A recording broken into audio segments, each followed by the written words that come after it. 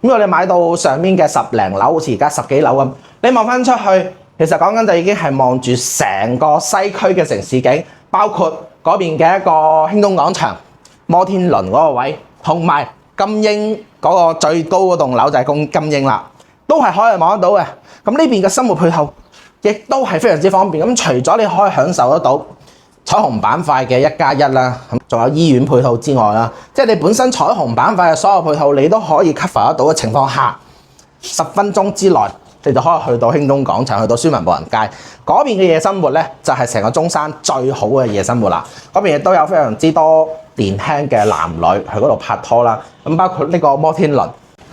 Hello， 各位觀眾朋友，歡迎翻嚟 TT 嘅 channel。今日咧 TT 啊嚟到咗西區嘅幸福會4期。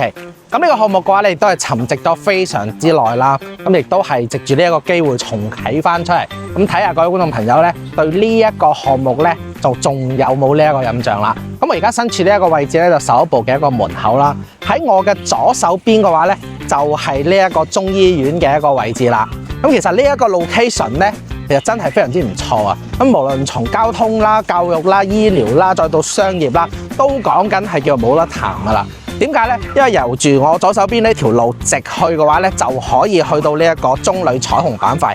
咁喺嗰度呢，1+1呢就可以坐到呢一個永東巴士翻到香港嘅太子荃灣，都係冇問題嘅。咁除咗有咁方便嘅一個交通之外啦，咁其實呢一個位置嘅話呢，如果要去買嘢呢，咁就去翻1+1嗰度有個大型嘅 shopping mall， 同埋彩虹下面嘅一啲商業都係可以滿足得到各位街坊嘅。基本上講緊嘅係衣食住行、行街睇電影、食飯都係講緊冇問題㗎啦。喺呢一個咁嘅 location。咁除咗有呢個之外啦，其實呢個學區咧亦都非常之唔錯嘅。咁呢邊對標嘅一個學校咧，亦都係講緊係呢附近數一數二嘅一個學校嚟嘅。咁除咗有我哋啱先所講嘅嘢之外啦，咁其實呢度咧都仲有一個比較大嘅一個公園。咁喺我哋而家呢一個項目行路係可以行得到㗎啦。咁而家今日我哋要拍攝呢個樓盤咧，聽講而家剩翻嘅單位咧，都係可以講緊望到呢一個江嘅。咁究竟呢一個江係咪佢哋講嘅咁靚呢？咁我哋咧今日亦都會帶大家過嚟呢一個項目入面一探究竟。但我諗我哋入到嚟首一步，先幫大家介紹下呢個周邊嘅嘢先啦。咁除咗啱先我同大家講嘅呢啲咁嘅一啲生活配套啊、交通配套啊同埋醫療配套之外，咁其實呢個項目其實最值得我哋去關注嘅咧，就係其實呢一個屋苑咧，佢嘅一個樓間區講緊係非常之闊嘅。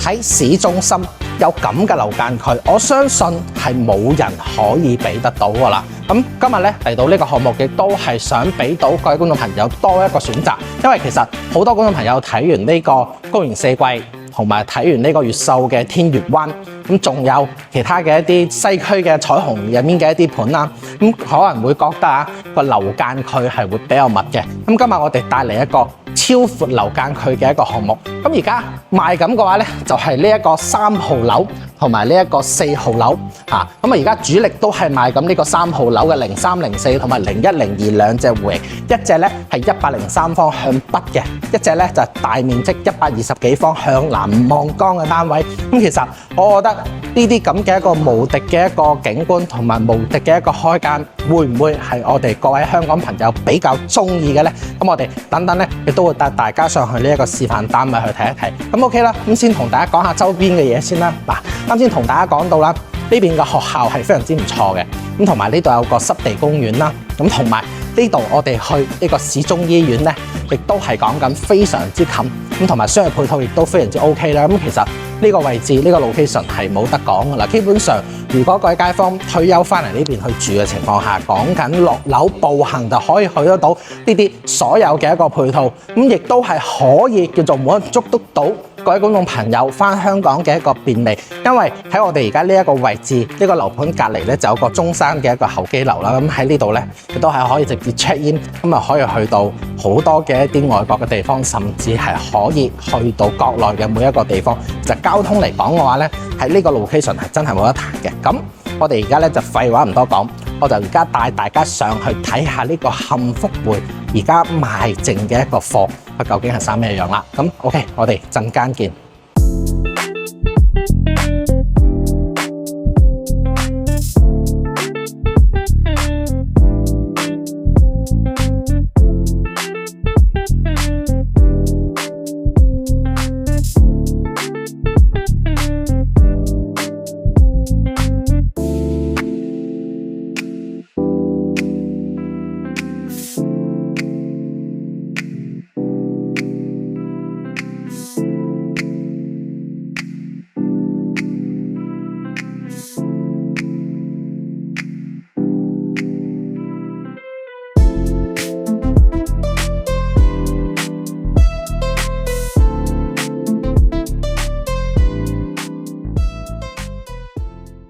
OK， 咁我而家咧就嚟到咗幸福匯4期嘅一個屋苑嘅內園入面啦。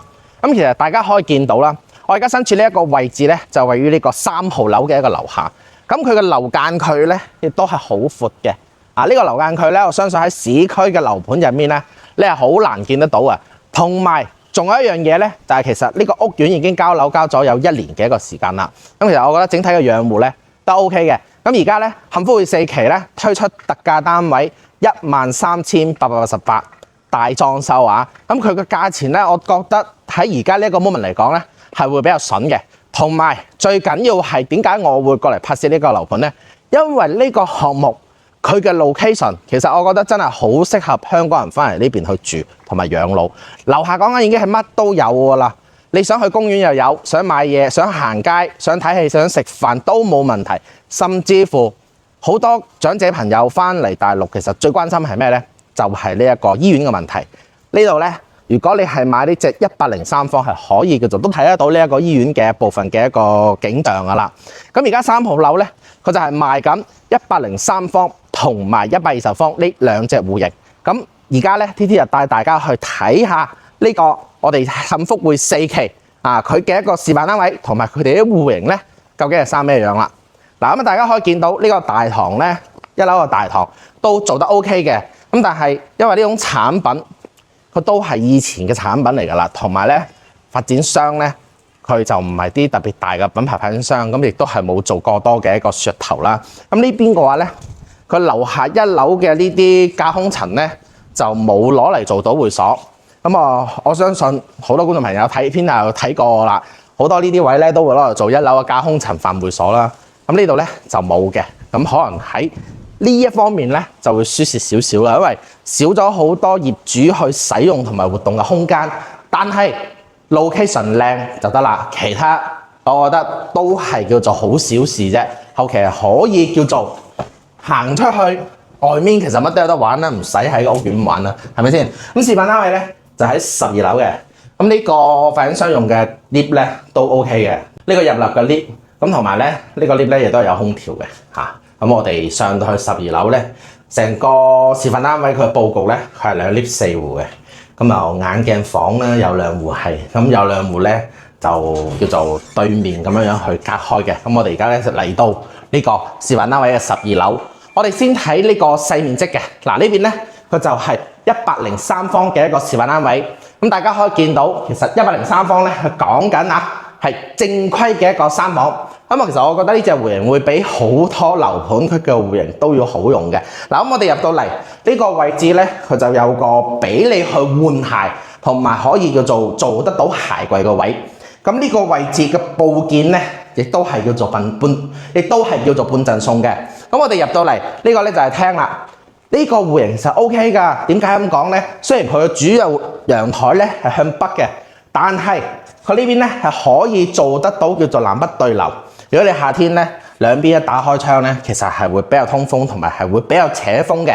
咁入到嚟呢個位置咧，佢有個廚房位啦。咁講真，呢個廚房其實對於100方嘅廚房嚟講，完全係夠用㗎啦。呢邊咧仲可以放到一個大嘅雙開門嘅一個冰箱，都係冇問題嘅。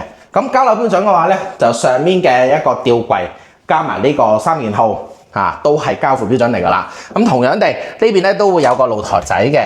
咁呢個露台嘅話咧，佢就可以望得到外面嘅一個江景唔係叫江啦，叫河啦，呢個旗江河嘅一個支流啦。嗰面出面嘅一個空地嘅話咧，佢就係馬山舊改嘅一個部分。咁而家咧就暫時未動工啦。咁幾時動工我亦都唔知。因為呢個官方亦都冇明確嘅一個説明。咁但係如果嗰幅地咧，以後真係會叫做起商業咧，其實喺呢度望翻出去望到燈紅酒綠嘅 view 咧，其實都係唔錯啊。咁呢個咧就可能要若干年後啦，因為一開始就話係華人去做嘅。咁但係咧疫情過後就冇聲冇息啦，同埋當時啲屋都拆晒㗎啦，咁村民全部俾晒安置房分晒錢㗎啦。咁但係咧，到而家咧都係未動工嘅。我哋講翻樓呢間屋咧，呢個位咧就可以做呢個飯廳位，咁可以做到比較大嘅一個大嘅4人位啊。咁同樣地，如果後期想喺呢度叫做加裝呢個餐邊櫃，亦都係夠位置嘅，喺呢度一個到頂上去做翻個紅酒櫃，做翻個餐邊櫃都係冇問題嘅。咁入翻嚟個廳，呢個100幾方嘅一個廳嘅話咧，佢係做到咗3.7米嘅廳。咁你作為100方南北對流3.7米嘅一個廳，其實我覺得係合格嘅。呢邊望翻出去個露台咧，佢就係北向個露台。望翻成個小區嘅一個樂園啦，咁包括呢邊嘅係一啲屋苑啦，嗰邊咧就龍崗。嗰邊咧就係御水灣啊，咁呢邊望翻出去咧就可以望得到中醫院啦。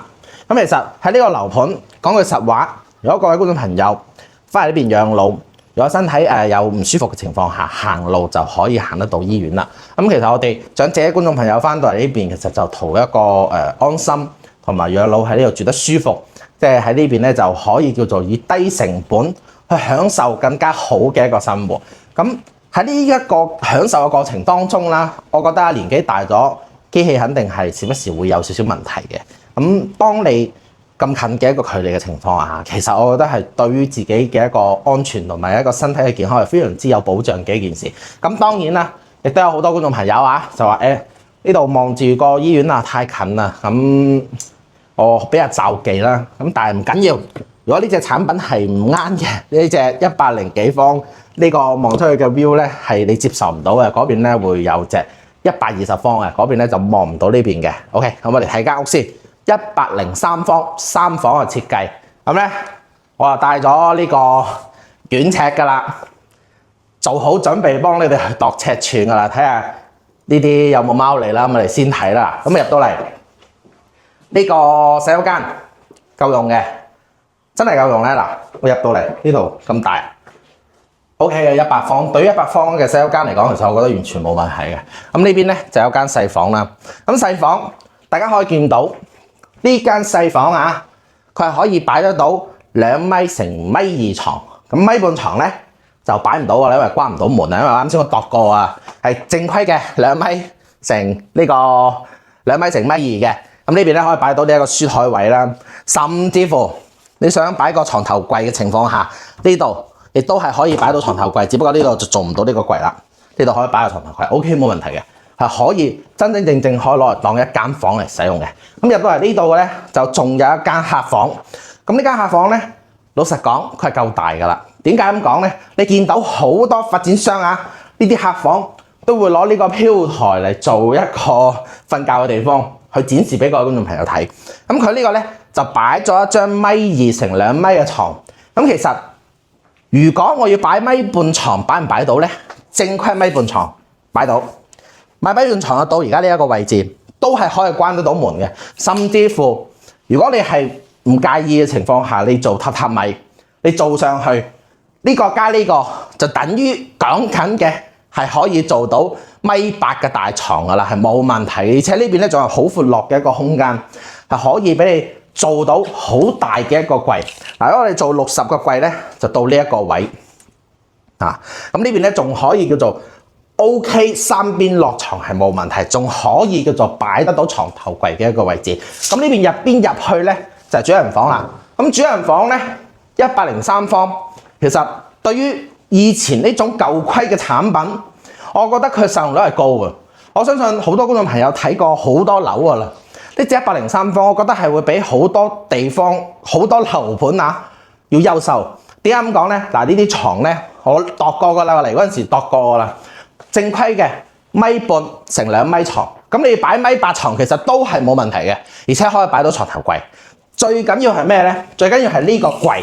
嗱，咁各位觀眾朋友可以睇到呢個櫃咧。人哋呢啲發展商做出嚟嘅櫃咧，係講緊係60公分嘅櫃，係真正係大櫃嚟嘅。你可以叫做咁樣打開，係啲衫係可以擺晒入去，係叫做咁樣可以擺得到。咁你見到有啲發展商嘅櫃咧，佢做到咩60啊嗰啲咧，你擺衫就只可以咁樣斜擺。呢個咧佢就可以咁樣正擺，一排掛落去。所以我覺得呢個發展商同埋呢隻戶型咧，佢係合格嘅，絕對係合格嘅。OK， 我哋睇完呢個103方之後啦。咁我哋就去睇下佢哋所講嘅120方望江嗰啲係咩產品啦。OK， 嗱喺呢邊出去咧，呢隻103方咧就同人哋門口對門口，咁可能好多觀眾朋友會介意呢樣嘢。咁但係即係點講咧？喺價錢面前啊，我覺得呢啲缺點都唔係缺點嚟㗎啦。咁我哋入翻嚟呢邊，呢邊咧佢就係120方嘅，咁我就兩邊對稱，咁亦都係好多朋友熟知嘅咩咧？眼鏡房啊，即係可能你嘅鄰里關係可能要真係做得比較好先就 OK 啦。咁呢邊咧就有個位俾你去叫做擺嘢，呢邊就冇。咁呢個發展商咧嗱，大細超啊嗱。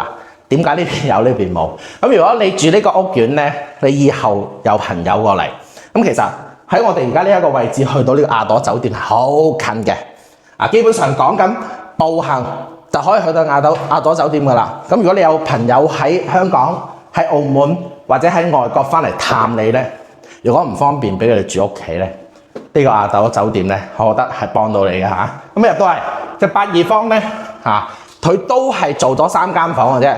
咁但係啲房咧 OK， 我睇過靚嘅嚇。咁入到嚟發展商呢個鞋櫃咧就係交付標準嚟嘅。咁呢個鞋櫃咧就好老實講咧，佢就係咩啦？個尺寸係唔啱嘅。咁啊30公分，咁我相信你先生42碼嘅大鞋咧應該係擺唔到啊。佢呢個應該係做咗嗰種咁嘅斜方嘅鞋櫃。如果我冇估錯嘅情況下，係啦，我做咗呢種斜方嘅鞋櫃。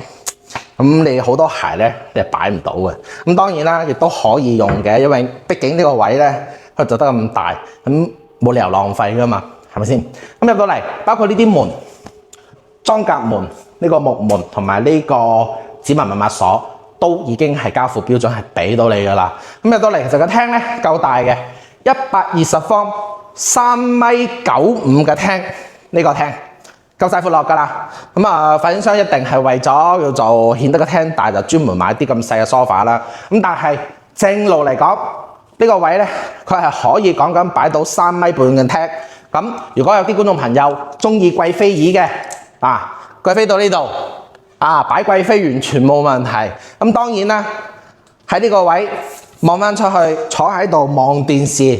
都可以擺到一個比較大嘅電視機，起碼講緊可以擺到80吋以上嘅電視機。嗱，行翻出嚟陽台，呢個就係120方嘅一個 view 啦。咁對面大家見到好多啲舊廠房啊，嗰啲咁嘅嘢咧，就馬山舊改。咁未知幾時搞。如果你唔介意嘅，其實我覺得呢邊都好舒服嘅。點解咧？呢邊咧係講緊係南向前面視野冇遮擋。咁就算哪怕以後馬山舊改呢度去起樓都好啦，佢都係起商業。咁商業嘅總層高咧，亦都係4-5層嘅啫，唔會太高。咁如果你買到上面嘅10零樓，好似而家10幾樓咁，你望翻出去，其實講緊就已經係望住成個西區嘅城市景，包括嗰邊嘅一個興東廣場、摩天輪嗰個位，同埋金鷹嗰個最高嗰棟樓就係金鷹啦，都係可以望得到嘅。咁呢邊嘅生活配套亦都係非常之方便。咁除咗你可以享受得到彩虹板塊嘅1+1啦，仲有醫院配套之外啦，即係你本身彩虹板塊嘅所有配套你都可以 cover 得到嘅情況下，10分鐘之內你就可以去到興東廣場，去到孫文步人街嗰邊嘅夜生活咧，就係成個中山最好嘅夜生活啦。嗰邊亦都有非常之多年輕嘅男女去嗰度拍拖啦。咁包括呢個摩天輪，我當時係嚟中山拍嘅第一段拖咧，就係同啲女仔去摩天輪嗰度去玩噶啦。OK， 咁啊講翻樓先啦。呢個120方咧，佢就屬於呢種樹廳嘅設計，即係一字廳。咁樣入嚟咧，就可能會叫做對沖嗰個陽台啦。好多信風水嘅朋友咧，可能會比較介意呢一個戶型。咁其實都好易化解嘅。呢度做翻個比較大嘅一個屏風，一路拉上去，即係擋一擋啊嘛，聚財啊嘛，唔至於叫漏財啊嘛。你亦都可以擺魚缸啦，擺紅酒櫃啦，都係冇問題嘅。咁呢邊咧就係餐廳位啦。餐廳位咧，佢就做咗呢種圓台。咁呢種圓台咧，佢而家擺嘅係4人位。咁但係正路嚟講咧，係可以擺得到6人位嘅。夠晒位置，夠晒闊噶啦。呢邊咧就廚房。咁廚房老實講，夠唔夠用咧？係夠用嘅。但係好唔好用咧？我覺得唔好用啊。點解咧？因為呢邊有個洗手盆。咁你洗手盆用咗呢種大單盆咧，其實我覺得係冇問題嘅。但係你個位置你唔夠。點解咁講咧？因為你煮飯啊，你要明白一樣嘢，喺大陸唔似香港，大陸嘅生活都比較奢侈嘅。好似我屋企咁，我煮飯啊，我自己識煮啊。呢啲位，我擺電飯煲喺呢度，我嗰度擺個熱水壺，咁我已經係講緊咩咧？已經係講緊冇地方去擺我嘅微波爐或者擺我嘅烤箱啊！呢個我覺得係好痛苦嘅一件事嚟嘅。咁當然啦，呢樣嘢咧就見仁見智啦。咁呢邊咧出去仲有個比較大嘅一個生活露台啦。即係如果我買呢隻戶型咧，可能我會將廚房往呢邊再去褪到呢一個位，將嗰個灶台再延伸到去我而家企嘅呢一個位置，將呢個熱水涼煤氣爐呢啲咧，將佢點樣咧？將佢擺喺呢邊，擺喺呢一個陽台呢一邊。咁當然佢呢個管道咧就要加好多。咁但係其實我覺得唔緊要嘅，起碼我廚房咧會比而家要好用得多。咁當然呢個係可以後期去改造嘅一個地方嚟嘅。咁其實就唔屬於呢一個項目嘅不利因素，或者唔屬於佢嘅缺點嚟嘅。即係你可以改得到，其實我就覺得都冇問題。最怕嗰啲係咩咧？改唔到嗰種咧就瀨嘢啦。咁入翻嚟三房嘅一個設計，呢邊有個洗手間，咁洗手間夠用㗎啦，係夠晒大嘅。因為你82方，你嘅洗手間咧係冇理由會細嘅，即係佢真係唔會似海茵雲頂咁我哋上幾期睇海茵雲頂嗰個洗手間邊度似啲82方嘅洗手間啊？根本一啲都唔似。嗰啲可能覺得你90方嘅洗手間都會比較大。咁呢度有間細房啦，咁呢間細房咧都係夠用嘅。呢啲房唔使度嘅，夠晒闊落。擺床、書台、衣櫃，完全夠位冇問題。呢度有間客房啦。咁呢間客房咧，其實我都老實講夠晒大、夠晒舒服噶啦。咁同樣地坐喺呢度，因為佢望到少少河景啦，都靚嘅。夜晚黑，因為佢都會夜晚有啲燈光都靚嘅。同埋攝影師講句，喺呢間房咧係可以望得到呢個摩天輪嘅一個全景嘅夜晚黑，同埋金鷹。咁夜晚俾出嚟嘅一個視覺同埋 view 咧，都係非常之唔錯嘅。呢間房我中意啊！如果我買俾我爸爸媽媽住，咁呢間房一定就係我嘅，我唔會俾人哋去搶嘅。嗰間細房我俾我妹去住噶啦。咁呢邊咧就有間主人房啦。咁主人房、洗手間。咁呢啲洗手間咧，因為佢3代住宅啦，佢冇辦法做到浴缸㗎啦，係咁上下啦，夠用㗎啦呢個。即係如果你唔係特別有好高嘅一個追求，係夠用嘅。咁入到嚟主人房，主人房咧就做咗呢種270度嘅一個轉角飄窗啦。咁當然啦，呢個轉角飄窗咧就有好有唔好嘅，一係就朝早曬，一係就晏晝曬，無非就2個地方曬嘅啫。咁呢邊望翻過去嗰邊咧其實仲有個樓盤嘅。嗰個樓盤咧就叫柏盈里裕江府，咁嗰邊嘅價錢咧又會平啲，比呢個項目要平。嗰邊賣緊9800蚊到11000，但係嗰個項目咧，佢整體嘅一個我哋所講嘅 location 同埋佢嘅一個配套設施咧，就一定係冇呢一個幸福匯4期咁好啦。OK，咁呢個幸福匯4期咧，其實今期嘅節目咧就大致同大家講到呢度啦。呢個項目其實我覺得 OK 嘅，咁如果各位觀眾朋友對呢個項目係有興趣嘅，亦都可以掃一掃上面嘅一個 QR code 私聊揾到阿 TT 咁如果你哋係睇103方嘅話咧，講緊145萬左右就可以上車啦。咁同埋呢個 location 真係唔錯，生活方便，同埋交通方便，返香港又近。OK，咁今期節目就到呢度。咁下期咧，我亦都會繼續帶大家去睇西區嘅一啲項目。